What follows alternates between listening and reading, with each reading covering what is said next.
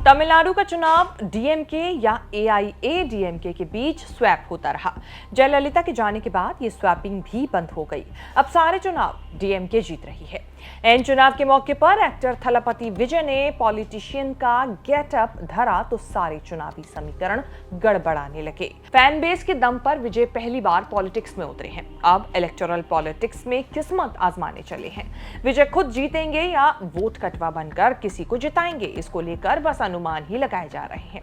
Thalapathy politics में भी उतरे केवल पॉलिटिक्स करने के लिए नहीं, उनकी तैयारी है टीवीके को डीएमके एआईएडीएमके का विकल्प बनाना। खुद को सीएम का फेस बनाकर विजय ने बिल्कुल क्लियर कर दिया है कि या तो बड़े किंग बनेंगे या किंग मेकर। विजय की सीधी लड़ाई स्टालिन से है, इसीलिए टीवीके और डीएमके की कोई केमिस्ट्री बन नहीं रही है।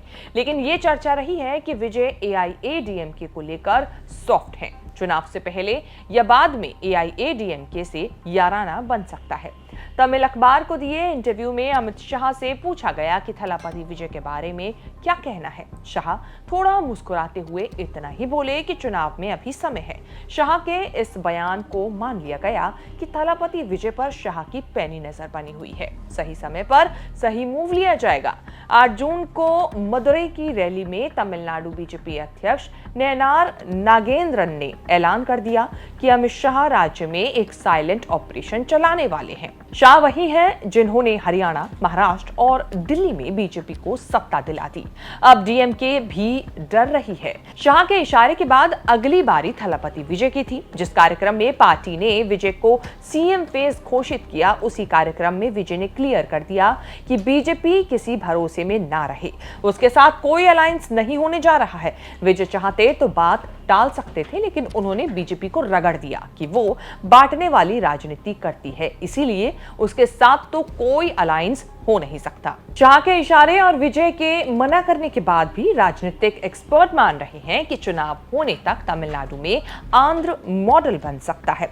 आंध्र मॉडल ये है कि आंध्र में कमजोर पार्टी बीजेपी ने चंद्रबाबू नायडू को आगे करके अलायंस किया।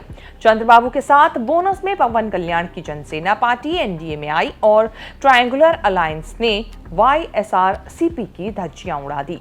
तमिलनाडु बीजेपी की सीनियर नेता तमिलिसाई सुंदरराजन ने पिछले दिनों संकेत दिए थे कि पार्टी जल्द ही विजय की पार्टी से संपर्क करेगी। सही समय पर समान विचारधारा वाली सभी पार्टियों को एक मंच पर लाने की कोशिश की जाएगी। तमिलनाडु में बीजेपी आंध्र जैसे पैटर्न पर आगे बढ़ रही है। बहुत कमजोर होने और टूटने के बाद भी डीएमके को टक्कर देने वाली पार्टी एआईएडीएमके ही है।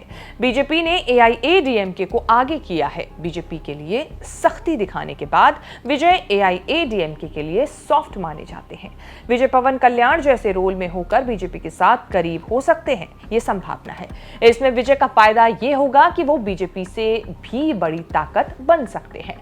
अलायंस जीता तो कहीं बेहतर बार्गेन पोजीशन में हो सकते हैं। विजय के लिए नेगेटिव ये रहा कि बहुत बड़ी फैन फॉलोइंग के बाद भी उनकी कोई लहर चल नहीं रही है। उनके साथ एआईएडीएमके या डीएमके बीजेपी से कोई बड़ा नेता नहीं जुड़ा है।